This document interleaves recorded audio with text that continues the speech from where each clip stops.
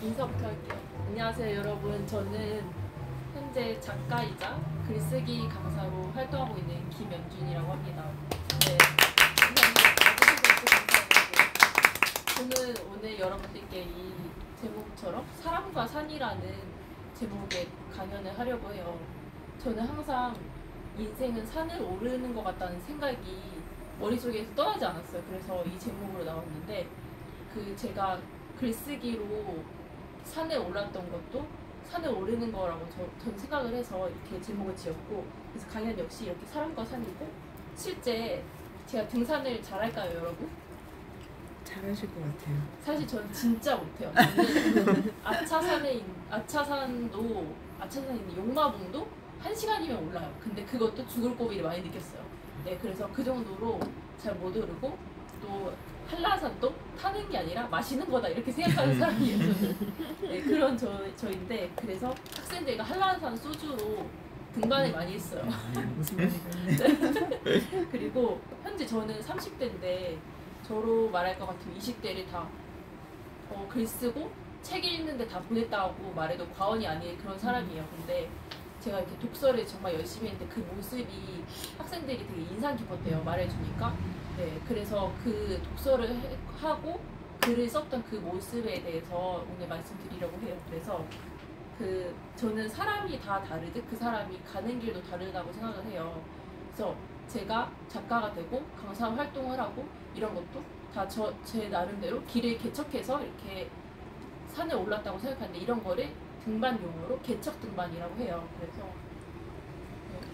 개척 등반이라고 하는데, 저한테 글 쓰는 분들도 다 개척 등반을 하셨다고 생각을 해요. 어떻게 생각하냐면, 뭐 회사원이었는데 회사 잠깐 퇴사하고 저한테 글쓰기 배우러 오셨던 분도 있었고, 뭐 학교 휴학하고 글 쓰러 오셨던 분도 있었어요. 그리고 제가 여기 책방 난달이 이런 행사가 처음이라고 했어요. 근데 제가 처음으로 이렇게 이런 거를 신청을 했고, 이것도 하나의 개척이었죠. 그래서 이렇게 저는 저 나름대로 개척을 하고 있다고 생각을 합니다. 그래서 글쓰기 강사하면 정말 많은 사연 가지신 분들이 오셔요. 그래서 그분들이 글쓰기를 배워보셨던 그런 모습들이 되게 열정적이셨고, 네, 그래서 그분들이 저한테 또 많은 영감을 주셨어요. 그래서 많은 분들이 개척 등반을 하셨다고 생각을 합니다. 그리고 저 역시 제가 살아온 인생을 돌아보니까 많은 사람들이 살아온 인생이 다르듯 조금 달랐지 않나 싶은데, 26살에 작가가 되고 2년 동안 글만 쓰다가 또 글로서 도저히 돈을 못 버니까 회사에 취직해야 되겠다 해가지고 취직 준비를 하다가 엉뚱하게 강사로 풀려서 지금 다시 글로 다시 돌아왔어요. 그래서 네, 이런 삶을 살았고, 그런 저만의 개척 등반을 한 이야기를 네, 해드리려고 합니다. 그래서 검은 고독, 흰 고독, 이거는 라인홀트 메스너라는 작가가 있어요. 네, 이 사람이 쓴 산악 문학인데요. 네, 이 사람이 남과 파르사트를 혼자서 등반을 했었는데, 그때 그 전에 자기 동생이 여기서 죽었었어요. 근데 다시 여기 올랐고, 여기를 올릴 때 남과 파르바트 올랐을 때 애인과도 결별한 상태였어요. 그래서 이렇게 메스너가 산행을 하면서 느꼈던 고독이 나왔던 그런 책이거든요. 이 제목이 검은 고독, 흰 고독이에요. 그래서 제가 산악 문학을 되게 좋아해요. 그래서 소설가라면 다 자기만의 산악 문학이 있거든요. 그래서 산악 소설들도 많은데, 그 중에 여러분이 아실 만한 게 박범신의 촐라체, 네, 그런 게 있어요. 그게 산악 소설이거든요. 네, 그것도 있고, 정유정 작가가 히말라야 환상방학, 네, 뭐 이런 걸로 네, 또 산악 글 쓰셨고, 그래서 거기서 많이 영감을 얻어서 이번 강연을 준비를 했고요. 네, 그래서 저는 21살 때부터 도서관에 살았는데 지금 제가 32살이거든요. 그래서 본격적으로 그때부터 책을 정말 많이 읽었는데, 전국에 도서관이 있죠. 근데 제가 다녔던 도서관이 판교에 위치한 판교 도서관이었는데, 그 도서관 옆에 수영장이 딸려 있어요. 그래서 도서관에서 책을 읽고 또 그 앞에서 카페에서 글 쓰다가 막히면 머리 식힐 겸 수영을 하러 가고, 그렇게 1년 정도 하니까 도서관에 있는 책을 거의 다 읽은 거예요. 네, 정말 매일같이 갔거든요. 제가 수영 매일반이었어요. 네, 그래서 그렇게 했었는데, 그 당시에 21살 때 제가 데뷔작을 썼어요. 그렇게 도서관 다니면서 책 읽으면서. 근데 그때 저는 비장한 마음으로 썼어요.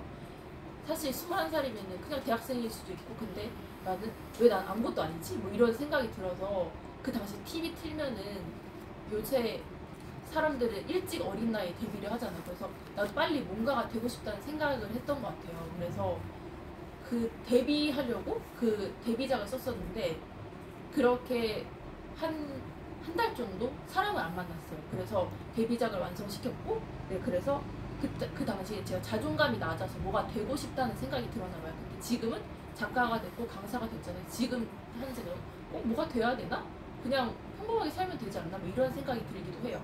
그래서 그때 그 TV 틀면 나오시는 분들이랑 저를 비교를 했던 것 같아요. 네, 그래서 저는 데뷔작을 쓰면서 동시에 책을 읽기 위해 도서관에 향했는데 그 도서관에서 하루에 10권을 빌릴 수 있거든요. 7권 빌릴 수 있는데 그러면 그걸 다 빌려요. 그리고 그거를 가지고 그 밑에 도서관 밑에 있는 카페에 가서 그거 다 읽고 또 반납하고 그래서 하루에 도서관에 2번, 3번 가는 거예요. 그래서 저는 책을 많이 읽어서 빨리 읽고 저처럼 책을 많이 읽는 사람들은 풀는다라고 표현을 해요. 그래서 네, 속독으로 많이 읽거든요. 그래서 그렇게 읽다 보니까 경영학 서적도 읽고 장르를 가리지 않고 읽고 어린이 도서관, 어린이 정보 도서관 그쪽에 내려가서 동화도 읽고 네, 그렇게 도서관에서 먹고 자고 네, 졸고 네, 다 했던 것 같아요. 거의 살았어요. 그렇게 했는데 근데 좀 제가 이거 되게 인상 깊어하는 학생이 있는데 제가 책을 되게 무겁잖아요. 오늘도 책 4권 사셨는데 들고 갈 때 무거울 거 아니에요. 근데 제가 정말 산 오르는 것처럼 등산 가방을 메고 다녔어요. 근데 등산 가방을 등산하시면 아시겠지만 경량 가방이에요. 그래서 거기다가 물건 넣었을 때 되게 가볍잖아요. 그래서 거기다가 책을 넣고 다녔어요. 네. 그렇게 산 오르듯이 제가 네, 등산하듯이 그렇게 책을 읽었어요. 그래서 거기다 10권 넣어도 진짜 깃털처럼 가벼워요. 네. 그렇게 제가 책을 읽었던 것 같아요. 그래서 도서관에 있는 책을 거의 다 읽었어요. 진짜. 나중에는 어떤 분야는 읽을 게 없었어요. 더 이상. 네. 그래서 검은 고독, 흰 고독이라는 이 책 제목처럼 고독하게 책을 읽었고 책을 읽는 행위 자체가 자기 혼자 하는 거잖아요. 그 자체가 굉장히 고독한 일이고 다른 사람 만날 수가 없어요.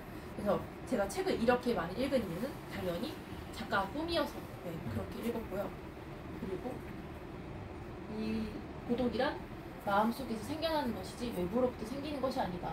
때문에 나는 이 힘을 이용할 수 있을 때 비로소 남과 파르트바트 단독 등반에 성공할 수 있다고 생각한다. 이거는 검은 고독도 흰 고독에 나오는 한 구절인데요. 네, 진짜 저는 고독이 이렇게 산을 오르는 원동력이었어요. 네.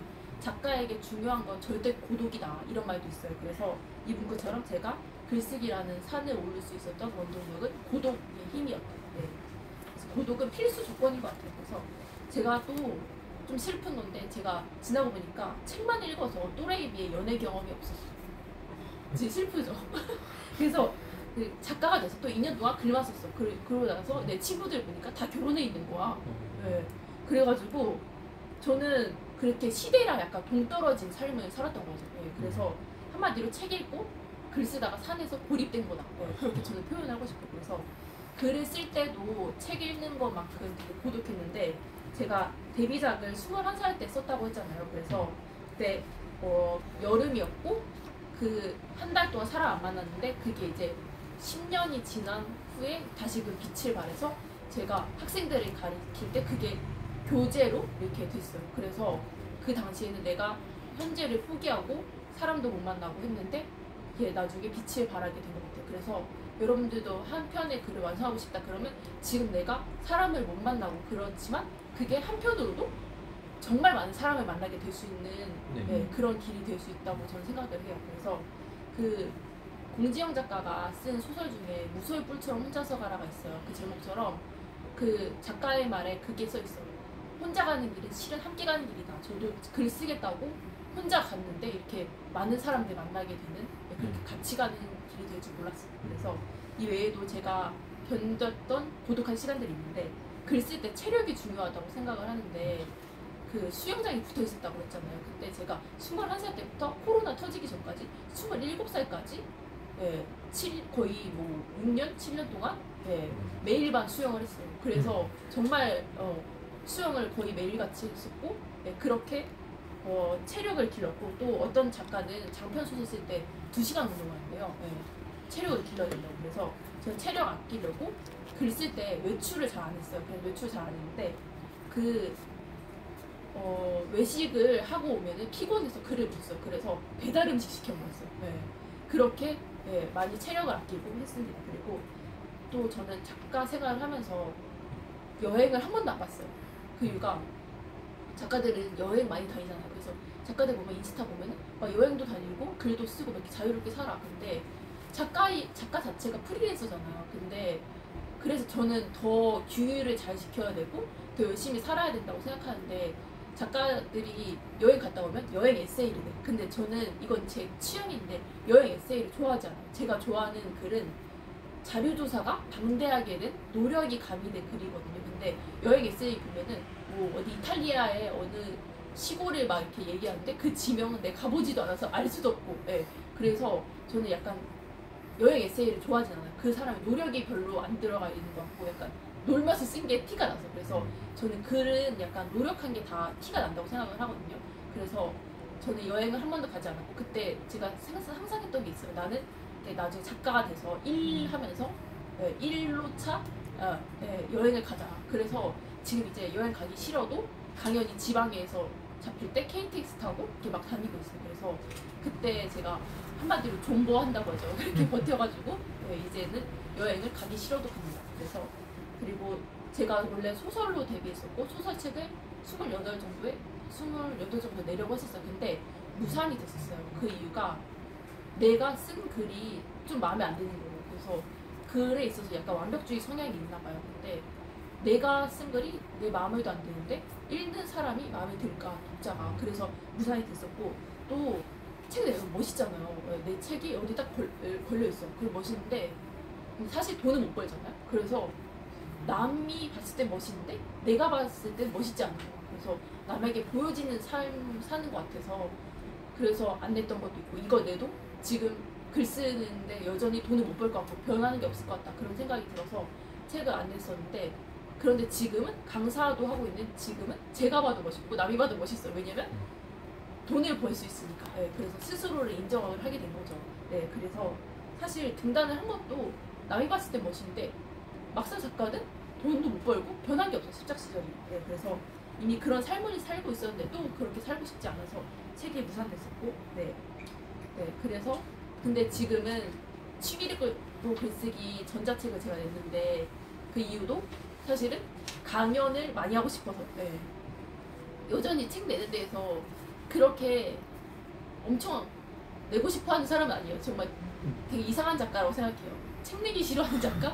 그래서 나는 원래부터 글 쓰고 작가가 꿈이었지 책 내는 것까지 꿈은 아니었다, 뭐 이렇게 생각이 드는 거예요. 그래서 이런 얘기 학생들한테 하면 뭐 그렇게 자기만의 소신이 있는 것 같다, 뭐 그렇게 생각할 수도 있죠, 뭐 이렇게 얘기해서 학생들이 다 저를 이해해 주셨고, 그래서 또 누군가가 저한테 이렇게 열심히 살려고 노력했던 원동력이 무엇이냐, 그렇게 말씀하셨는데, 여기 보면 등반은 나 자신을 위한 것일 뿐 나라를 위해서 한 것은 아니라고 분명히 말해두고 싶었다. 오직 나 자신을 위해서였다, 이 말처럼 저는 그냥 제 자신을 위해서 한 거예요. 그래서 내가 좀 더 잘된 나였으면 좋겠고, 잘 나가는 근사한 사람이면 좋겠고, 그래서 그렇게 해서 저도 20대 때 지금보다 능력이 없었던 때가 있었겠죠. 근데 저는 항상 기도했어요. 그때 나 능력 있는 사람 되게 해달라. 그래가지고 나 자신을 위한 삶을 살았던 겁니다. 그리고 내 마음속 산을 오르다. 작가가 되기 전에 작가를 꿈꾸는 사람을 작가 지망생이라고 하잖아요. 근데 저는 이 말을 참 좋아해요. 뭔가 가능성이 있는 몽상이 들어간 그런 말 같죠. 그래서 저는 21살에 쓴 게 26에 당선이 됐어요. 그러면 5년간 작가 지망생이었어요. 그래서 처음 공모제 투고했을 때 여러 번 떨어졌거든요. 그래서 계속 떨어질 때도 저는 항상 내 글이 특별하다고 생각을 했어요. 그런 생각이 없으면 버틸 수가 없는 것 같아요. 그래서 그 많은 공모작 중에 내 글을 읽히려면 내 글 특별하다, 뭔가 다르다, 이런 자신감이 있어야 된다고 생각을 해요. 그래서 작가 지망생 때 저는 멋진 작가가 되어 있는 그런 모습을 상상을 하면서 버텼는데, 그래서 동기부여 책들을 많이 읽었어요. 그래서 의외로 자기계발서를 되게 많이 읽었어요. 보면 다 희망이 담겨져 있어. 그래서 너도 할 수 있다 막 이런 게 있어서 아직 내가 작가가 아니니까 그런 힘을 얻고 글을 썼었고, 그래서 그 중에 하우석 작가의 하고 싶다 하고 싶다 하고 싶다라는 책을 되게 좋아했어요. 제목만 봐도 뭔가 동기부여가 되죠. 그래서 네, 제목 그대로 작가 하고 싶다 그런 느낌이 있었어요. 그래서 저는 작가 지망생 시절 좋아했던 롤모델이 공지영 작가였어요. 그 이유가 여러분도 잘 아시잖아요. 되게 많은 글을 쓰셨고 선한 영향력을 끼치시고 강연도 많이 하시고 그분은 정말 삶의 열정이 많으실 것 같아요. 그래서 이혼도 3번 하시고 그 정도로 사랑에도 열정이 되게 많으셨던 것 같아요. 그래서 그만큼 작품도 많이 쓰셨고 사랑을 많이 하신 것처럼, 그래서 그런 모습, 삶의 열정이 많은 모습을 담고 싶었고, 그래서 오랫동안 꿈을 그리며 마침내 그 꿈을 닮아간다 이런 말, 유명한 말 있잖아요. 그래서 공지영 작가님 좋아하다 보니까 저도 어느새 학생들에게 열정이 많다는 말을 많이 들어요. 그래서 지나고 보니까 20대 때 제가 한 게 글 쓰고 책 읽고 했던 것밖에 없는 거예요. 그래서 작가가 돼서에도 돈을 벌지 못했다고 제가 말했잖아요. 그래서 이제 안 되겠다 싶어서 이러다 굶어 죽겠다 싶어서 회사에 취직하려고 했다고도 말했잖아요. 근데 평생 글만 썼던 사람이어서 할 업무가 없었어요.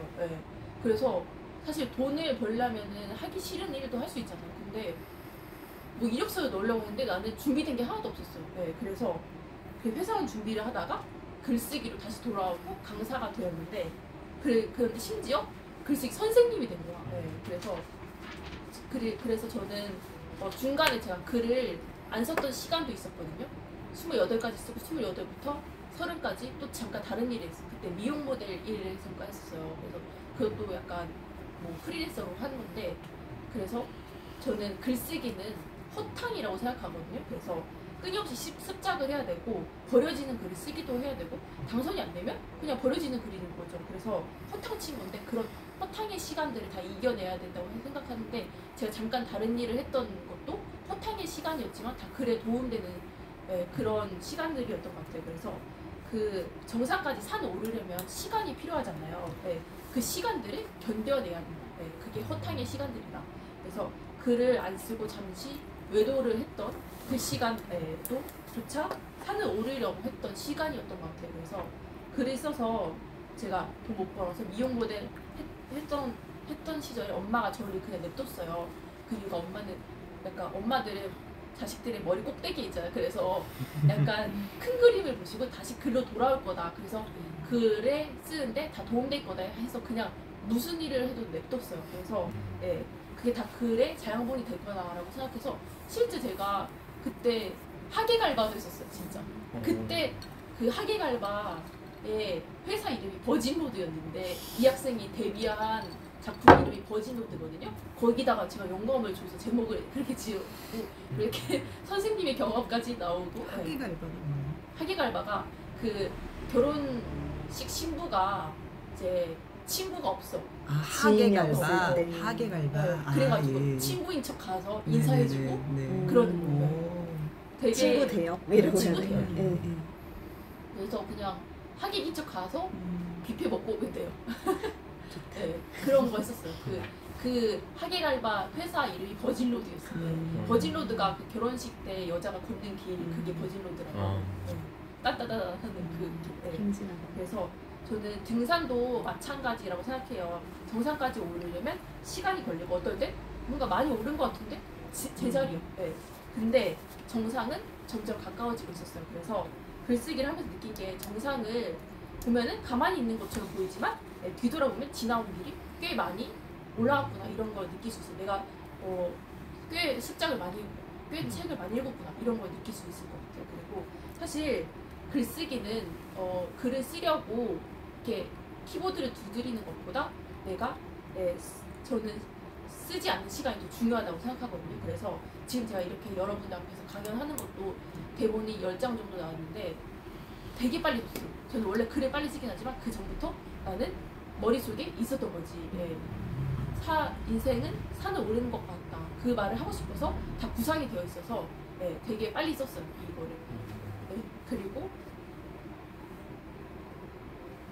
외로울 때 줄넘기를 하는 여자. 저는 그 산악 등반을 할 때 로프가 필요하잖아요. 그게 저는 줄넘기였어요. 둘 다 줄이잖아요. 네. 제가 글쓰기라는 산을 오를 때 줄넘기를 참 많이 했는데 네. 제가 최고 하루에 9,000개까지 해가지고 지금은 살이 많이 쪘는데 그때 37kg까지 뺐어요. 그 이유가 초보를 빨리 써야지 성공하는 작품이 나올 확률이 높아요. 그래서 근데 내가 약간 살이 찌고 그러면 하다가 졸리고 늘어져가지고 날렵하게 글을 쓰고 싶어서 그렇게 다이어트를 많이 했었어요. 그래서 그 안전을 위해 사용하는 밧줄이 로프죠. 그래서 글쓰기하는 산을 오를 때 로프가 있었고 또 계속 공지원 작가가 나오는데 그분이 쓰신 무술불처럼의 외로울 때 줄넘기를 하는 여자라는 그 소제목이 있었어요. 그래서 읽고서 난데? 해가지고 글 쓸 때 뭐 외로울 때도 줄넘기를 했었고 그 로프를 이렇게 잡고 줄넘기랑 로프를 잡고 줄넘기를 했었는데 그때 제가 막 떠올린 사람이 아버지였어요. 빨리 아버지께 글 써서 효도하고 싶다 그런 생각으로 열심히 했었고 그리고 아버지한테 자랑스러운 딸이 되고 싶었다. 그래서 저는 거의 뭐 20대 때는 자기 앞가림만 하면 되는데 저는 그때부터 인생의 목표가 효도였어요. 그래가지고 빨리 효도를 하고 싶다 그런 생각으로 글을 썼었고 그리고 그 하루키가 이런 말을 했어요. 그 정신적인 힘과 육체적인 힘은 수평을 유지해주는 두 개의 바퀴와 같다. 그래서 내가 체력이 좋아야지 정신도 건강하다 그런 말을 했어요. 그래서 하루키가 또 그런 말을 했어요. 작가는 군살이 붙은 끝이다. 그래가지고 그 사람 매일 체중계 재고요. 호텔 가서도 거기 체중계 재고 되게 자기 관리 열심히 하는 사람이에요. 그래서 소설가는 자유잖아요. 그래서 자기 규율이 되게 중요한 것 같아요. 그래서 그때 그런 걸 많이 연습을 했어요. 그래서 무리한 다이어트로 몸이 좀 안 좋아지기도 했었어요. 그래서 다이어트를 좀 한 이유도 독자들 앞에 서고 싶었기 때문이었어요. 그래서 처음 보는 사람인데 좀 뭐 날씬하고 막 그런 게 좀 보기 좋을 거 아니에요. 그래서 아무래도 그래서 그때부터 막 이제 데뷔한 지 얼마 안 돼서 독자도 없을 텐데 많이 준비를 했었고 그랬던 모습이었어요. 그래서 그 또 제가 이제 인상 깊었던 독자가 있는데 데뷔한 지 얼마 안 됐는데 제가 사는 동네에 24시 카페가 없어가지고 롯데리아가 24시여서 거기서 밤새 이렇게 막 글을 쓰고 있었는데 누군가에게 말하듯이 써라 그런 말이 있는 것처럼 이렇게 혼잣말을 하면서 이렇게 쓰고 있었는데 포스가 작가 같다 이러면서 저한테 대뜸 그냥 말을 건 사람이 있었어요. 그래서 저 작가 맞아요 이러면서 친해졌는데 그냥 자기도 대학교 때 글 쓰는 걸 공부해서 그냥 작가라는 사람 봐서 무조건 그냥 반가웠다. 그래서 회사원이셨는데 진짜 그때 서류 가방 들고 있었어요. 회사원의 상징 그걸 들고 저한테 막 자기 사비 털어서 치킨 사주고 막 그랬어요. 돈이 없었을 거 아니에요 저는 그때. 그래서 그 독자가 되게 인상 깊었거든요. 근데 그때 저한테 그런 말을 했어요. 다른 작가들 뚱뚱하다 막 이러면서 저한테 막 사줬어요. 그러면서 그래서 저도 세종대왕이 그 불교가 맞을 때도 있고 틀릴 때도 있어서 백성들에게 신뢰를 얻고자 억불 정책을 펼쳤거든요. 그런 것처럼 나도 독자들에게 신뢰 얻고 싶어서 다이어트 열심히 했어요. 그랬던 게 있었고 그래서 줄넘기를 열심히 했었고 고비. 저는 글을 쓸 때 고비를 자주 만나요. 그때가 어느 때냐. 글쓰기를 그만두고 싶을 때. 그래서 글 쓰는 작업은 무에서 유를 창조하는 작업이잖아요. 그래서 항상 막막하기만 해요. 그래서 제가 등산 가방을 메고 글쓰기라는 산을 올랐을 때 아빠처럼 살고 싶다는 몽상을 했어요. 아빠가 여전히 등산을 하셔요. 그 모습을 보고 아직도 아버지는 인생이란 산을 오르시는구나. 그런 생각을 해서 아버지도 보고 영감을 얻었는데 저에게 아버지는 되게 많은 영감을 주시는 분인데요. 아버지도 뭐 지금은 다 많이 늙으셨고 그래서 그렇지만 젊었을 때 잘 나가셨던 분이세요. 그래서 아버지도 좀 많이 오르셨던 분이셨어요. 그래서 아빠 제가 우스갯소리를 해요. 집에서 아빠는 서울대 나온 바보라고. 왜냐면 아빠 별명이 서울대 나온 바보예요. 그 이유가 정말 공부는 잘했지만 평생 하고 싶은 꿈은 없으셨어요. 그래서 별명이 그건데 그래서 자식들이 처음에 어릴 때는 아버지가 부모님이 얼마나 대단한지 모르고 약간 이해를 못하는 게 있었잖아요. 저도 애증의 대상이었는데 어느 날 문득 아버지가 멋있게 느껴지는 거예요. 나는 한 번이라도 저렇게 열심히 살아봤나. 근데 아버지가 또 서울대 가시려고 공부하시다가 폐결에 걸리셨었어요. 그래서 나는 한 번이라도 저렇게 뭔가에 열심히 살아본 적이 있었나. 그래서 한 한번 그렇게 열심히 살아보자, 아빠처럼 살고 싶다 그런 생각이 들어서 예, 이렇게 뭐 다이어트도 열심히 하고 글도 열심히 썼었는데 예, 그래서 그런 아버지를 보고 또 제가 영감을 얻어서 고비라는 제목의 산악 소설을 쓰게 돼요. 그 내용이 예, 백두산이라는 이름을 가진 주인공이 나오는데 이미 등반으로 정상을 찍은 적이 있는 사람이야. 그래서 근데 산악 투어라는 스폰서를 만났는데 동시에 트레킹 전문 여행사예요. 그래서 거기 측에서 다시 한번 올라보는 게 어때? 하고 이렇게 제안을 줘요. 근데 백두산은 저희 아버지처럼 폐결핵을 앓고 있는 주인공이 나와요. 근데 여기서 트레킹 회사에서 한번 올라보는 게 어때? 이런 홍보도 되고 뭐 이렇게 좋은 경험이 될 거야. 이렇게 뿌듯해서 올리는데 히말라야 올리면 고산병 걸리잖아요. 걸리는데 심지어 폐결핵까지 앓고 있어서 얘가 죽게 되는 거예요. 그래서 그렇게 비극으로 끝나고 이 산악 투어 회사는 돌려막기식으로 운영하다가 이렇게 망하고 뭐 그런 식으로 검거되고 막 이런 식으로 비극으로 끝나요. 그래서 네, 그렇게 끝나는데 그런 산악 문학을 쓰기도 했어요. 그래서 그런데 이런 고비라는 게 생각보다 넘기 쉽기도 하더라고요. 네, 그래서 제가 처음 데뷔할 때는 5년 동안 작가 지망생으로 떨어졌잖아요. 근데 작가가 된 후에는 내가 이제 당선이 됐으니까 감이 있어서 이번 거 되겠는데 하면 돼요. 그래서 2년 동안 6개의 공모전을 계속 통과했어요. 그래서 예, 어떤 게 당선되는지 처음에 몰랐잖아요. 감이 없어서. 근데 이제 감이 생겨서 이렇게 쉽게 되더라고요. 그래서 큰 산을 한번 넘고 나니까 예, 감이 생겨서 이제 스스로 어떤 게 될지 아는 거죠. 그래서 되게 웃겼던 게 당선 소감 미리 쓰고 기다렸던 적도 있어요. 그래서 저는 그래서 학생들에게 항상 말해요. 공모전에 통과해서 등단하면 다음 공모전에 또 오르라고, 네, 또 도전을 해라. 그래서 그리고 두 번째는 쉽다고, 네, 그렇게 말을 하고 에베레스트 솔로 이 제목 역시 라이놀트 메스너가 쓴 제목인데 자신의 단독 등반에 무전기를 가져가지 않아요. 네, 24시간 무전기로 베이스 캠프랑 연락을 주고받는 게 진짜 단독 등반이냐 이런 말을 해요. 그래서 네, 정상에 섰을 때 저 아래 세상과 연결된 끈이 없는 쪽이 홀로 정상에 서서 이렇게 발 밑을 내려다 봤을 때 끝없이는 풍경을 더 심오하게 이렇게 받아들일 수 있다. 그래서 오로지 내면의 목소리에 충실하고 싶다. 네, 그래서 이런 제목이 나왔는데 그래서 솔로서기 이거는 제가 만들어낸 단어예요. 네, 홀로서기를 바꾼 거죠. 네, 솔로로 선다. 네, 그래서 제 인생이 잘 나가는 주기를 살펴보면은 어느 때인지 살펴보면은 옆에 아무도 없을 때가 잘 나갔어요. 네, 그래서 무언가에 몰입하고 집중하고 있는 그런 모습을 발견할 수 있었어요. 그래서 예를 들면 우리가 공부할 때도 솔직히 누구랑 같이 하는 것보다 혼자 하는 게 더 능률이 오르고 잡담도 안 하고 그러잖아요. 그래서 이건 제 진짜 영업 비밀인데 아무에게도 알려주고 싶지 않은데 이렇게 많은 일을 하고 이렇게 잘 나가게 될 수 있었던 이유가 옆에 아무도 없었던 그런 고독한 시간들이었다라고 말씀드리고 싶어요. 그래서 지나고 보면 높은 곳에 오르셨던 분들도 다 혼자였어. 뭐 공부를 하시는 분들도 고시원에 갇혀서 하고, 네. 그래서 그 독서실이나 그런 데 갇혀서 하고, 그래서 저는 슬프게도 지금 32살인데 솔로예요. 네, 솔로인데 제가 지금 한 달에 평균 학생이 30명을 개인 강의를 하고 있어요. 그래서 항상 제가 이렇게 말해요. 나는 한 사람을 만난 시간에 30명을 만난다. 네. 그래서 근데 가끔 이제는 좀 외로워서 단 한 사람이 나를 알아주는 것도 감사하겠구나 뭐 이런 생각이 들어요. 그래서 다른 분들은 연애랑 일의 균형을 잘 맞출 수도 있어요. 근데 저는 잘 못해. 여러 개를 동시에. 그래가지고 저를 아니까 네. 그래서 예를 들면 소설을 쓸 때도 통제의 시간이 필요하다 이런 말이 있어요. 그래서 다른 일 못하고 제가 지필만 했었거든요. 그래서 어떤 학생이 저보고 그런 말 했어요.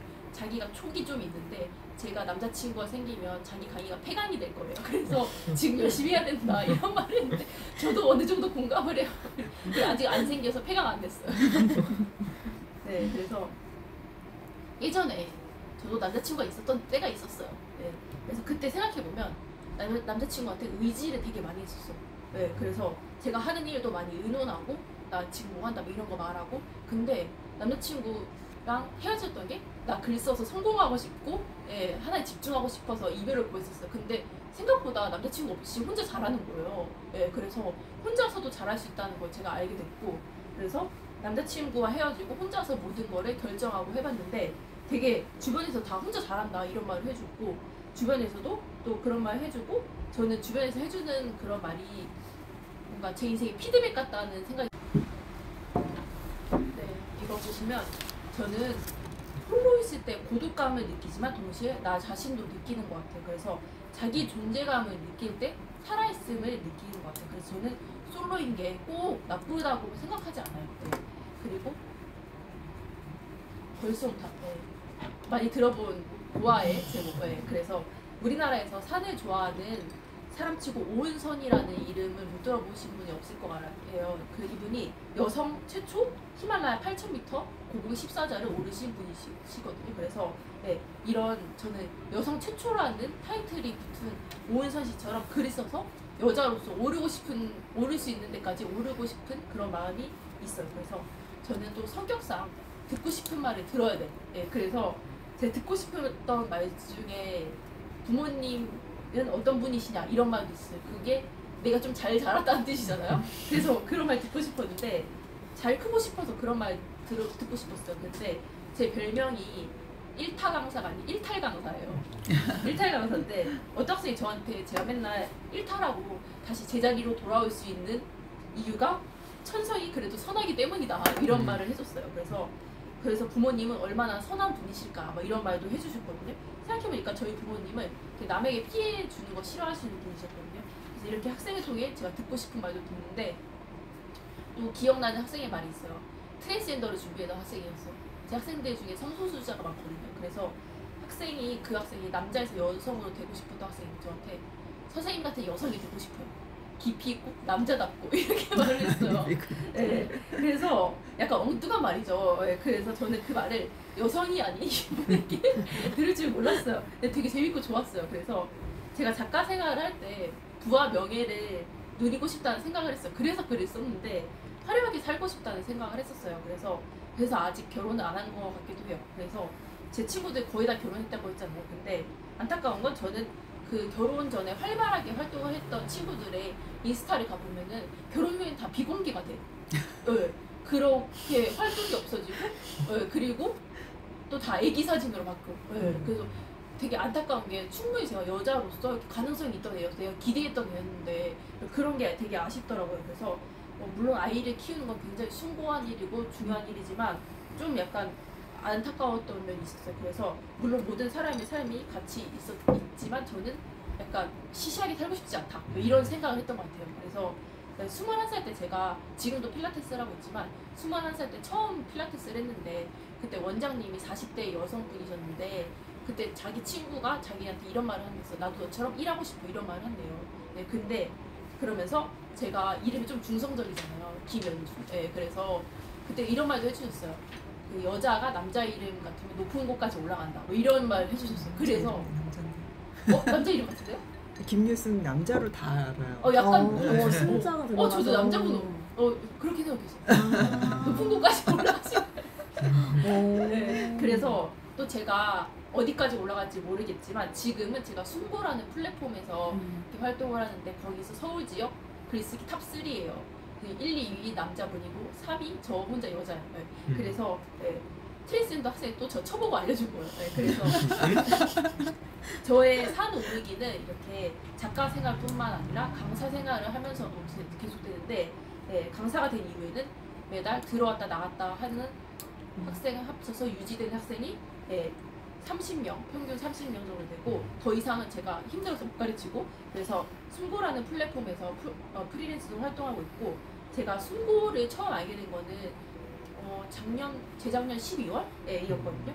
그 전에 다른 사이트에서 학생들을 모집하다가 몇 명 가르쳤는데 숭고를 하면서 정말 좋은 학생들을 많이 만났고 숭고를 1년 동안 열심히 하면서 18개의 공모전 학생들을 통과시켰어요. 그래서 계속 이렇게 산을 오르고 있습니다. 그래서 학생들과 저는 서로 업고 산을 올라가는 존재라고 저는 생각을 해요.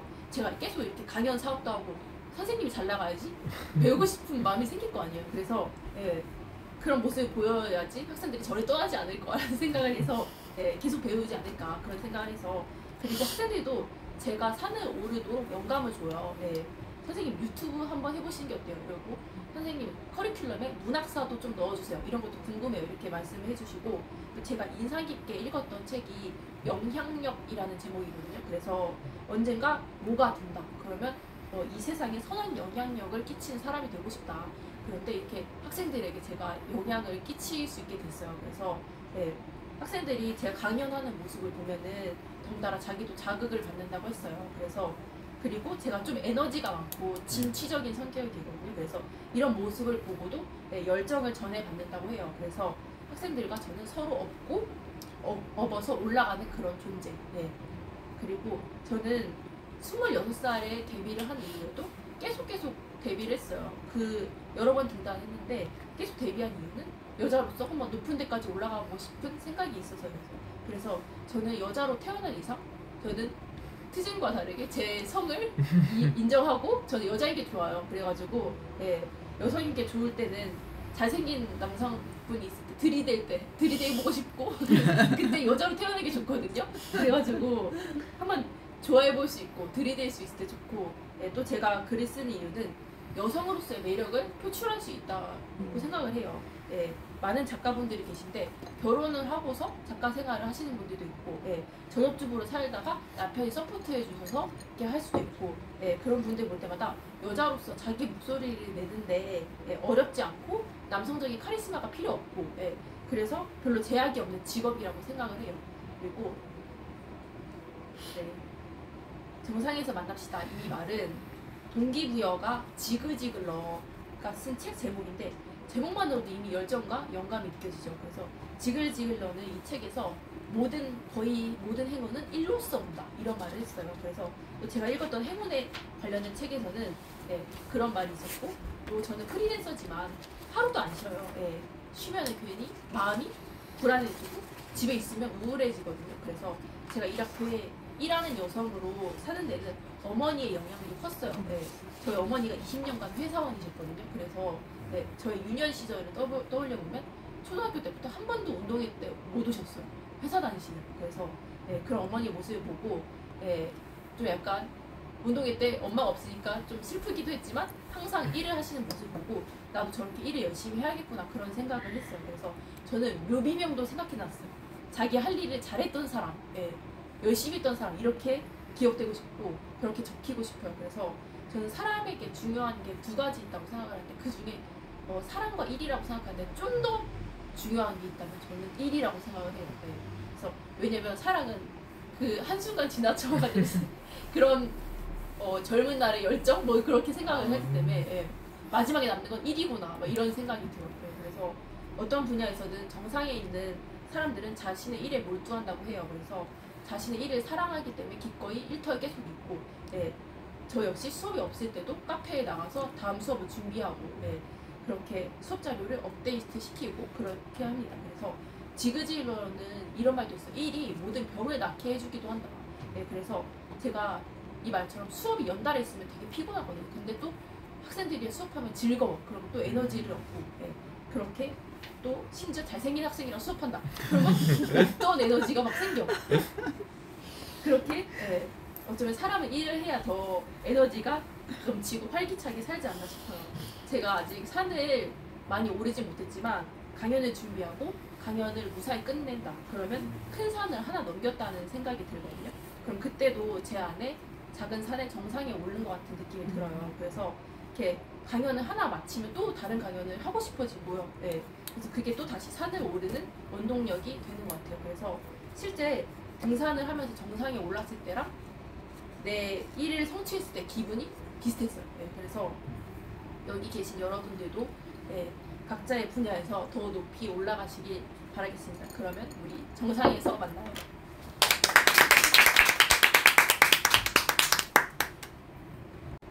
질문이 들어왔어요. 일단 슬럼프 극복과 지속적인 작가 생활 방법. 네. 저는 작가 생활할 때 슬럼프가 오면 안 된다고 생각했어요. 왜냐면은 먹고 살아야 된다는 생각으로 글을 썼기 때문에. 그리고 저는 20대 때 혈기왕성한 나이인데 그래서 막 영감이 멈추지 않았어요. 그래서 쓸 게 엄청 많았고 또 슬럼프가 오면은 지금 내가 젊은 나이에 다른 것도 포기하고 글 쓰는데 이 젊음의 청춘을 다 날리는 거다 이런 생각으로 해가지고 슬럼프가 안 오도록 노력했고 그래도 글이 안 써질 때가 있잖아. 안 써지는 날이 있어. 그러면 잠시 외면하고 다른 짓을 해요. 예. 그런 다음에 다시 돌아와. 예. 그러면은 글이 써져요. 그래서 안 써지는 날엔 어떻게 해야 될까? 놀아야 돼요 그냥. 예. 그러면 그날 그래서 작가는 글 안 쓰면 백수야. 예. 그래서 저는 슬럼프 극복을 그렇게 했고 그냥 놀았어. 그 방법밖에 없고 또 지속적인 작가 생활을 하는 방법은 저는 계속 하고 싶은 말이 많아. 그래서 이렇게 강연으로도 떠들고 글로도 떠들고 1대1 강의로도 떠들고 이렇게 하고 싶은 말이 많은데 저의 지속적인 방법은 이 세상에 하고 싶은 말이 많은 거 그것 때문에 지속적으로 하게 된 것도 글을 계속 쓸 수 있는 원동력은 글 쓰는 게 재미가 있어요. 재미. 그게 가장 큰 힘인 것 같고 제 학생들도 봐도 오랫동안 앉아있을 수 있는 힘이 재밌어서 내가 무아지경 상태가 돼서 그거인 것 같아요. 그리고 다음 질문은 첫 낭독회를 하게 된 소감. 이제 2부에서 제가 낭독을 할 텐데 어떤 작가가 그런 말을 했어요. 낭독회 때 제 글이 참 낭독할 게 없어요. 이렇게 겸손에 떨어졌는데 저도 찾아봤는데 낭독할 게 별로 없는 거예요. 그래서 간신히 3개를 뽑았어요. 그래서 다음에는 낭독할 만한 글을 쓰자 이런 생각이 들었어요. 그리고 다음 질문은 작가님에게 글쓰기란 어떤 의미인가? 저는 일단 솔직히 말하면 부와 명예를 얻고 싶은 그런 수단이기도 하고 또 동시에 자기 표현의 수단이기도 하고 그래요. 그래서 사람들은 누구나 자기를 표현하고 싶어 하는 게 있대요. SNS로도 표현하고 뭐 이렇게 사진으로도 표현하고 근데 그 중에서도 조금 더 진지하고 깊이 있는 사람들은 글이라는 수단을 통해서 표현을 하는 것 같아요. 그래서 저에게 있어서 글쓰기는 자기 표현 수단인 것 같아요. 제가 좀 20대 때부터 글 쓰는 사람들의 공통점 진지해요. 되게 인생을 진지하게 받아들여요. 그리고 깊이 있는 학생도 되게 많고 나이와 상관없이 그래서 저도 그런 성향이었어요. 그래서 글을 쓰는 것 같아요. 그래서 저에게 글쓰기란 자기 표현 수단이다. 이렇게 말씀드리고 싶어요. 저희도 정상에서 만나자고 말씀하시고 아까 계속 걸스온탑도 얘기하셨는데 그러니까 작가님이 오르고 싶은 그 정상이 무엇인지 좀 알고 싶어요. 작가로서. 저는 좀 강연을 제 학생들이 선생님 곧 그렇게 하실 거예요 이랬는데 진짜 월드컵 경기장 정도 되는 사람들 모아서 그렇게 많은 사람 앞에서 광대로 서고 싶어요. 어떤 강의를 그렇게 하고 글쓰기에 대한 강연을 하고 싶어요. 정말 많은 사람들 앞에서. 지금 제가 최고 많이 했던 데가 고등학교였는데 150명 정도였거든요. 그것도 되게 한 명 한 명 눈 마주칠 때마다 힘들긴 한데 다음에는 정말 큰 강당에서 그렇게 해보고 싶고 정말 그렇게 높은 곳까지 올라가고 싶고 여성 최초 뭐 그런 타이틀도 얻고 싶고 일단 올해 목표는 순고에서 1등 하는 거야. 1위. 근데 할 수 있다고 학생들이 말해요. 지금 이 상태로 가면은 지금 제가 고용수가 65인데 1위가 123인가 그거세요. 그래서 지금 하반기 때 채우면 할 수 있거든요. 그 고용수로 1위가 나눠지는 거예요. 그래서 가장 가까운 목표는 순고에서 1위 하는 그거예요.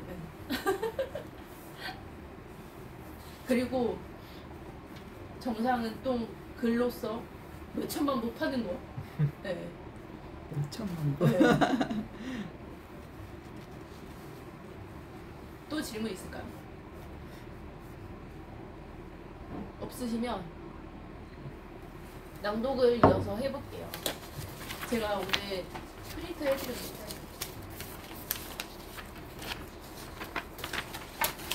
선생님 그 다른 거 파워포인트 어떻게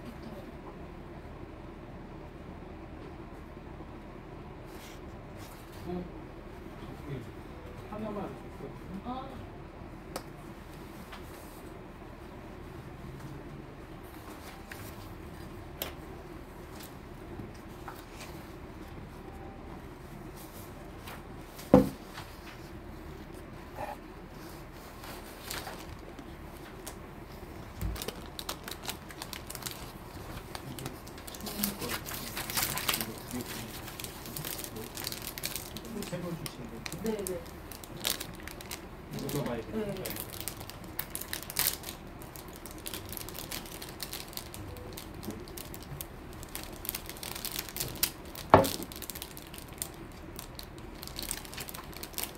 낭독하고 싶은 거 3가지를 제 에세이에서 골랐는데요.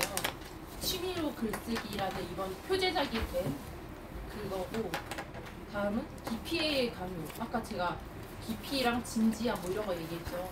파트리크 주시킨트 그 향수 쓴 사람, 그 사람의 또 다른 작품의 제목인데요. 그거랑 그 남동생이 있는데 남동생을 되게 아껴요. 근데 여기 중에 남동생인 분도 있을 거고 남동생이 있으신 분도 있을 거고, 그래서 그런 분들에게도 조차 보편화가 되는 글이 될 수도 있을 것 같다는 생각이 들고, 그래서 한번 제가 해보겠습니다. 취미로 글쓰기부터 읽어볼 텐데요. 이거를 보셔도 되고 그거를 보셔도 되고. 단언컨대 나는 처음 습작을 시작한 고2 때부터 단 한 번도 취미로 글을 써본 적이 없다. 그때부터 나의 꿈은 작가였고 꿈을 이루기 위해 열심히 글을 썼다. 100일장에서 상을 받기 위해 꼼투를 쓰고 글쓰기 대회 본선에 진출하기 위해 단편소설을 쓰고 커서는 등단을 하기 위해 등단작을 썼다. 눈 씻고 찾아봐도 취미로 글을 쓴 적은 없다. 항상 작품을 완성한다는 마음가짐으로 썼다. 내게 글쓰기를 배우는 학생의 대부분은 취미 목적이다. 다른 직업이 있거나 대학원에 다니면서 취미로 글쓰기 클래스를 수강한다. 취미로 시작했다가 운 좋게 당선이 돼 작가가 되신 분도 꽤 있다. 나는 한동안 너무 바빠서 이렇다 할 취미가 딱히 없었다. 코로나가 시작되기 전에는 21살 때부터 28살까지 수영을 했는데 역시 글을 쓰기 위해 체력을 기르려 한 거였다. 코로나 이후로는 더 바쁘게 살아서 취미를 가질 여유가 없었다. 산을 오르듯 20대를 산 나에게 취미는 사치였다. 그런 30대가 돼서도 글쓰기 강사가 돼서도 마찬가지였다. 글쓰기 강사가 된 이후엔 학생이 30명이나 돼 취미를 가질 시간이 없었다. 그러다 문득 취미로 글쓰기를 배우는 학생들을 보고 취미라는 단어가 내게 영감처럼 다가왔다. 나는 취미가 있는가? 나는 글쓰기를 한 번이라도 취미로 써본 적이 있는가? 하는 생각들이 스쳐 지나갔다. 심지어 한 학생에게 취미로 글을 쓰면 어떤 기분이냐고 묻기까지 했다. 나의 물음에 학생은 부담이 없고 좋다고 대답했다. 취미로 글을 썼던 학생들의 작품은 대단히 솔직했다. 왜냐하면 자신의 글을 보여줄 사람이 선생님이 나밖에 없기 때문에. 게다가 그들은 이름이 알려진 기성작가도 아니어서 자기 검열을 할 필요도 없었다. 글쓰기 강사로 경제적 여유를 갖게 된 나는 이참에 취미를 가져볼까 하고 이것저것 배우기 시작했다. 비보잉, 발레, 현대무용, 팝핀. 원래 춤추는 걸 좋아해서 춤 위주로 신청했다. 그렇게 2달 동안 바쁜 스케줄 와중에도 미친듯이 취미 활동에 열중했다. 학생들은 내게 너무 열심히 하는 것 같다는 말까지 했다. 2달이라는 짧은 시간 동안 맛본 취미는 즐거웠다. 그러다 다시 바빠져 춤 수업을 하나씩 줄여갔다. 춤추기 대신 나도 학생들처럼 취미로 글을 써보면 어떨까 하는 생각이 들었다. 나는 지금 처음으로 취미로 에세이를 끄적이고 있다. 취미로 쓰고 있지만 마음 한켠에는 이 글을 모아서 에세이 책을 만들어야지 하는 욕망이 있다. 나도 학생들처럼 바라는 게 티끌 하나 없는 순수한 마음으로 글을 써보고 싶다. 그렇다면 애초에 처음부터 작가가 꿈이 아니었어야 하나 하는 생각까지 든다. 몸에 힘을 빼기란 이토록 어려운 일인가 싶다. 네, 그래서 제가 이번 에세이를 모으면서 취미로 써보려고 시작을 했지만 결국에 이런 책으로 내겠다는 욕망이 생겼어요. 근데 이것도 어떻게 보면 좀 슬펐지만 그래도 긍정적인 게 사람이 목표가 있어야 되는 것 같아요. 네. 그래서 저는 일단 취미로 쓰려고 최대한 노력을 했었고요. 다음은 기피의 강요인데요. 이 제목이 되게 저는 와닿았어요. 깊이가 없는 사람도 있을 거 아니에요. 근데 굳이 강요할 필요가 있나? 가벼우면 가벼운 대로 매력이 있고 그런 사람을 찾을 때가 있다고 생각을 해요. 그래서 읽어볼게요. 깊이 있다는 말을 많이 듣는다. 20대 초반부터 들었으니 꽤 오래되었다. 글을 쓰는 사람은 인생을 진지하게 받아들이는 면이 있다. 나는 평소에 생각이 많다. 클럽에 가거나 여행을 다녀오면 항상 이렇게 살면 안 되는데 하는 성찰을 하게 된다. 생각이 많고 진지한 내가 싫을 때가 많다. 글 쓰는 사람은 자주 거울 앞에 서서 자신을 들여다봐야 하니 그럴 수밖에 없다. 그래서 나는 가벼워 보이는 이미지를 만들려고 노력했다. 맨날 술만 마시고 클럽에 가는 모습. 성공했는지 별명이 일탈 강사가 되었다. 나쁘지 않다. 몸에 힘을 빼고 살아야 인생이 잘 풀리니까. 괜히 진지한 척하는 애들이 더 가벼웠던 적이 많았다. 사람이 평소에 항상 진지하다면 재미가 없을 것 같다. 31살 때 정말 바빠서 아무 생각 없이 돈만 벌고 술만 먹고 현재를 즐기며 살아봤다. 그러다가 문득 또 이렇게 살면 안 되겠다는 생각이 들어 친구에게 말했더니 돈도 잘 벌고 놀고 싶을 때 놀고 지금 아니면 언제 이렇게 살아보냐는 것이었다. 생각 없이 살아보니 생각 없이 사는 게 좋기도 하다는 걸 알게 되었다. 아시아나 기장님 학생은 늘 비행을 하시느라 바쁘게 살아서 딸이 아빠는 생각 없이 사는 것 같아 라고 말했다고 했다. 기장님은 생각 없이 사는 게 얼마나 좋은데 라고 대답했다. 반면 나에게 한국사 수업을 받았던 학생은 나보고 너무 바빠서 생각할 시간이 없을 것 같다면서 걱정을 해주었다. 생각을 해야 글을 쓰지 않냐면서. 어릴 때 속독학원에 다녔던 적이 있는데 원장님이 수업 전에 항상 눈을 감고 명상을 하고 머릿속을 비우는 연습을 시켰다. 그때 아무 생각도 하지 말라고 했는데 진짜 아무 생각 안 했어? 라고 물었다. 그럼 나는 어린 마음에 아무 생각도 안 했다고 얼버무렸다. 그런데 지금 커서 생각해보니 사람이 살아있는 한 아무 생각도 안 할 수가 없다. 자면서도 꿈을 꾸고 생각을 안 해야지 라고 생각하는 것도 끊임없이 생각을 하는 거다. 글쓰기란 여러 가지 정의가 있겠지만 내가 생각하는 또 다른 정의는 자신의 생각쓰기다. 학생들 중에 글쓰기에 흥미를 느꼈던 분들 중 했던 말이 자신의 생각이 글로 정리될 때 희열을 느낀다였다. 글쓰기를 가르치다 보면 유독 통찰력이 있는 학생이 있다. 그런 학생은 사람을 잘 본다. 통찰력이 없으면 글에 깊이가 없다. 내가 쓰는 글을 읽는 사람은 깊고 넓고 섬세하게 스미면 좋겠다. 20대 때는 좌우명이 넓고 섬세하게였다. 그런데 이제 30대가 되었으니 나이값도 해야 하니 깊이를 추가하고 싶다. 예전에 날 가르쳐 주었던 필라테스 강사님이 26살이었는데 나이를 가늠할 수 없을 정도로 30대인 나와 말이 잘 통했다. 심지어 티칭 능력도 뛰어나서 그 나이에 부원장으로 승진했다. 원장님은 그 강사님 보고 나이가 없다고 표현했다. 나는 누군가에게 깊이를 강요하고 싶진 않다. 깊이가 없으면 없는 대로 가벼운 매력으로 사람을 끌 수 있을 테니. 그러나 내가 깊이 있다는 말을 들어서 그런지 나와 비슷한 사람을 만나고 싶은 건 사실이다. 깊이 있는 남자의 그 깊이에 퐁당 빠져버리고 싶다. 아무쪼록 생각 없이 사는 것 쉽지 않은 일이다. 생각이 많으니까 글을 쓰는 게 아닐까. 네. 여러분들도 되게 책 읽고 글 쓰시는 분들이니까 항상 진지하시고 네, 깊이에 대해서 생각해 보실 것 같아요. 그래서 이거를 다음은 남동생인데요.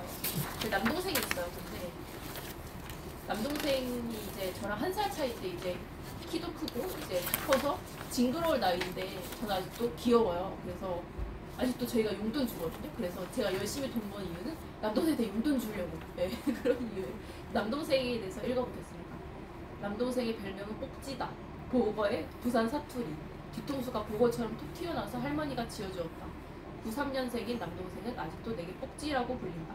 다들 이제 징그러울 나이 아니냐고 하지만 내게 귀엽다. 그래서 여전히 엄마 몰래 용돈을 보내준다. 나와 1살 차이인 남동생은 연년생이라 어릴 때 쌍둥이처럼 자랐다. 중학교 2학년 때까지만 해도 키가 똑같았다. 그러다가 남자애라 그런지 껑충 자라 지금은 182cm다.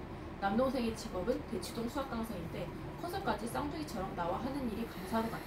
남동생은 전설적인 존재다. 나는 중학교 2학년이라는 또래에 비해 비교적 늦은 나이에 생리를 시작했다.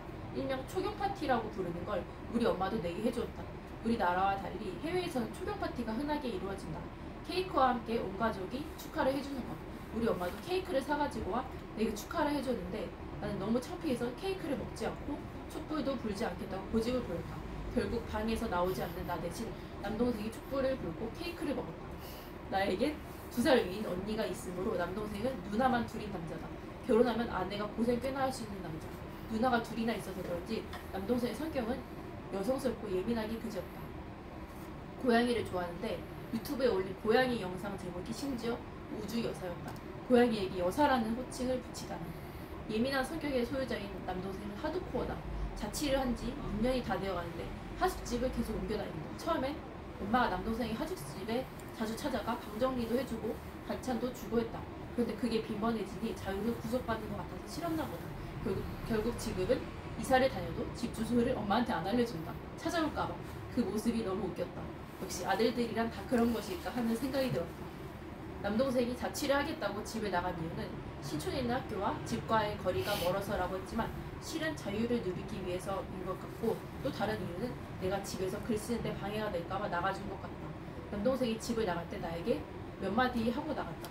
나이값 좀 해. 정신 똑바로 차려. 였다. 나보다 어린 놈이 나이값을 하라고 하니 나는 또 해야 한다고 생각했다. 정신 똑바로 차리라고 하니 또 엄한 짓 하지 말고 글이나 열심히 써야겠다고 생각했다. 남동생을 향한 나의 사랑은 짝사랑이다. 카톡을 보내도 답장은 이응 한 개가 돌아온다. 다른 사람은 현실 남매라고 하지만 언니는 싸가지 없는 놈이라고 한다. 나는 남동생을 이해해. 아들들이 원래 다 그래 라고 하면 언니는 네 아들이냐?